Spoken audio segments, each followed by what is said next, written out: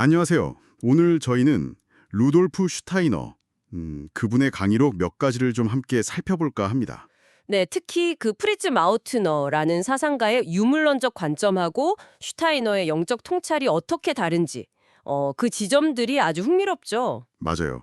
의식 상태나 또 필연성, 우연성 문제, 그리고 뭐 삶과 죽음 너머의 의미까지 이야기 나눌 게 많은데요. 시작부터 좀 강렬하죠. 마우트너가 나폴레옹의 러시아 원정이나 뭐 그냥 자기가 시가 할 때 더 피우는 거나 근본적으로 중요도 차이가 없다. 이렇게 봤다는 거요. 네, 그 부분이 참 도발적이에요. 이걸 어떻게 이해해야 할까요? 한번 파고 들어가 보죠. 네, 마우트너는 기본적으로 신, 피연성, 뭐 아름다움 이런 개념들을 좀 회의적으로 봤어요. 이게 객관적인 실제가 아니라 그냥 순전히 인간이 만든 거다. 아, 맨셔벨크라고 했죠. 인간의 작품이다. 그렇죠. 그러니까 주관적인 인간의 생각이 어떻게 객관적인 실제가 될 수 있냐? 이런 질문을 던진 거예요.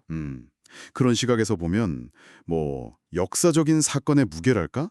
그런 거랑 개인의 아주 사소한 행동 사이에 중요도를 따지는 게 무의미해지겠네요. 맞아요. 그래서 카이사르의 존재나 씨가 한 대 키우는 거나 그냥 벌어진 사실일 뿐 그 이상은 아니라고 본 거죠. 근데 슈타이너는 여기서 완전히 다른 길을 가죠. 그 괴테의 파우스트 비유가 재밌던데요? 네. 마우츠너가 이제 원숭이가 무작위로 타자기를 쳐서 파우스트 같은 위대한 작품이 나올 확률은 거의 없다고 계산하긴 했지만 그렇죠. 그건 인정하면서도 슈타이너는 그게 핵심이 아니라고 봤죠. 맞습니다. 창조나 영감이라는 게 뭐랄까 주사위 던지기 같은 무작위 과정이 아니라는 거죠.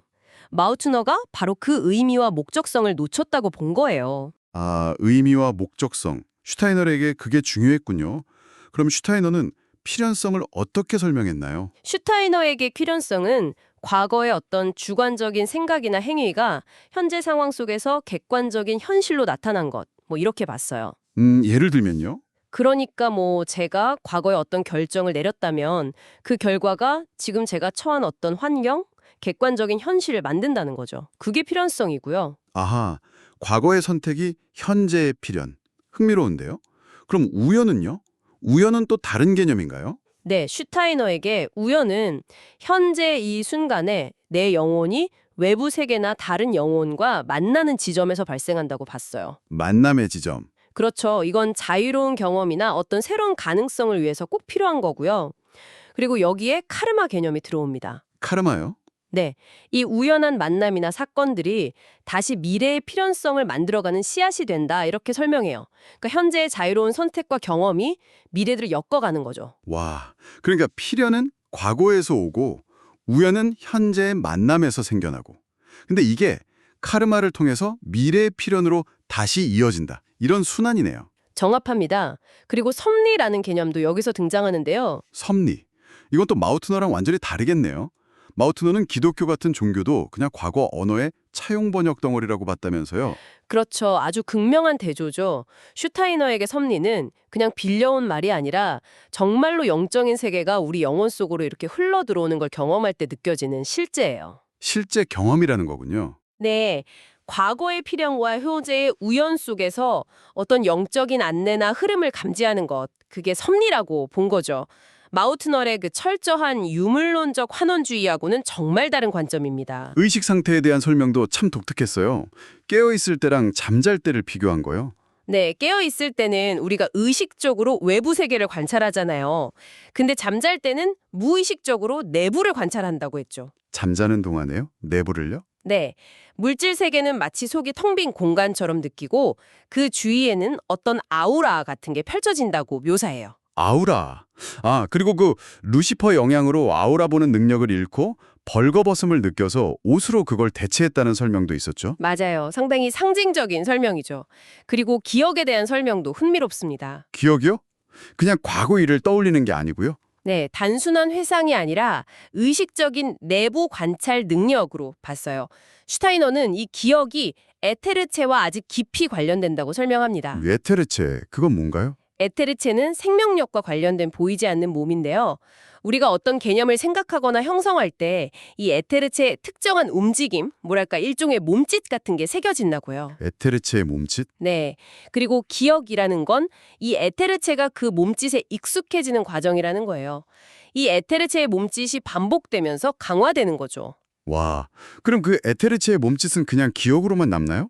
아니요. 슈타이너는 더 나아가서 이 에테르체의 몸짓이 다음 생에 레스 제스타, 즉 과거 생각의 결과로서 나타나는 실제 행동이나 역사적 사건으로 이어진다고 봤어요. 네, 다음 생의 행동으로요? 생각의 결과가? 네, 개인의 행동뿐 아니라 어떤 집단적인 역사적 흐름으로까지 나타날 수 있다고 본 거죠. 이야, 정말 스케일이 크네요. 이 에테르체 이야기가 죽음 이후의 과정으로 자연스럽게 연결되는군요. 맞습니다. 죽음 직후에 이 에테르체가 육체에서 분리되어서 우리를 물질계가 아니라 우주 전체와 연결한다고 봤어요. 육체는 땅에 묶이지만 에테르체는 우주로 퍼져나가는 거죠. 우주와 연결된다. 그리고 그 후에 아스트랄체라는 게 또 사흘 동안 삶을 회고하면서 에테르체에서 삶의 본질적인 의미를 추출한다고 하죠. 네, 일종의 삶의 결산 과정이죠. 그리고 여기서 슈타이너는 또 흥미로운 구분을 합니다. 젊어서 죽는 것과 노년에 죽는 것이 인류 전체에 미치는 영향이 다르다는 거예요. 아, 그 부분도 중요하죠. 노년에 죽는 경우는 어떻게 다른가요? 노년에 죽은 분들의 에테르체는 평생 쌓아온 지혜로 가득 차 있다고 봐요. 그래서 이 에테르체가 다음 세대 사람들의 육체적인 구성, 특히 신경계 발달에 기여한다고 합니다. 다음 세대의 신경계 발달에요? 네, 근데 만약 모든 사람이 노년에만 죽는다면 인류는 지식은 아주 풍부해지겠지만 좀 뭐랄까 신경감인적인 성향을 띨 수도 있다고 봤어요. 너무 지성적으로 치우칠 수 있다는 거죠.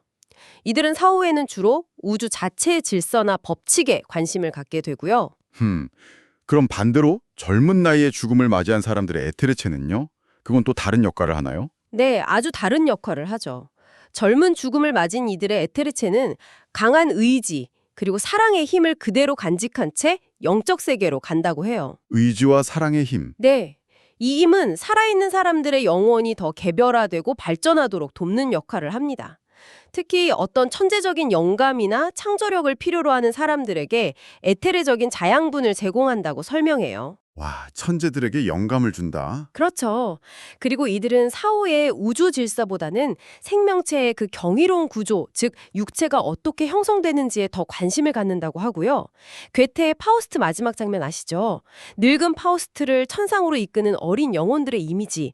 그게 약간 이런 모습을 연상시킨다고 할 수 있어요. 와, 그렇군요.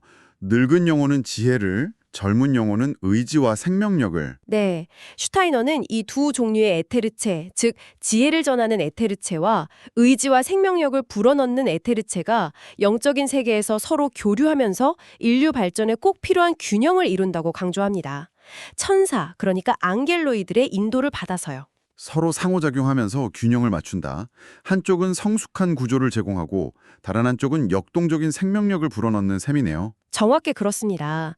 이게 인류 발전의 중요한 동력이라고 본 거죠. 오늘 정말 세상을 단순한 물질과 우연의 집합으로 보려는 마우트널의 시각과 그 이면에 숨겨진 깊은 영적 질서, 그러니까 전생과의 연결이나 필연과 우연의 춤, 또 죽음 이후에도 계속되는 영혼의 여정을 탐구하는 슈타이너의 통찰 사이의 그 흥미로운 대립을 잘 살펴본 것 같습니다. 네, 아주 근본적인 관점의 차이죠.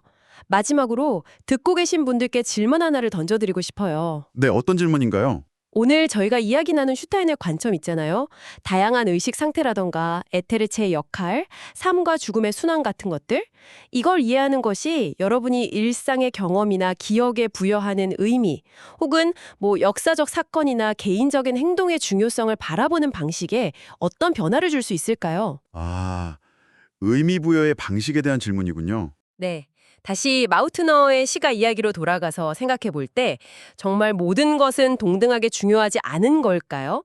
아니면 슈타이너의 관점처럼 어떤 다른 차원의 중요성이 존재하는 걸까요? 한번 생각해 보시면 좋겠습니다.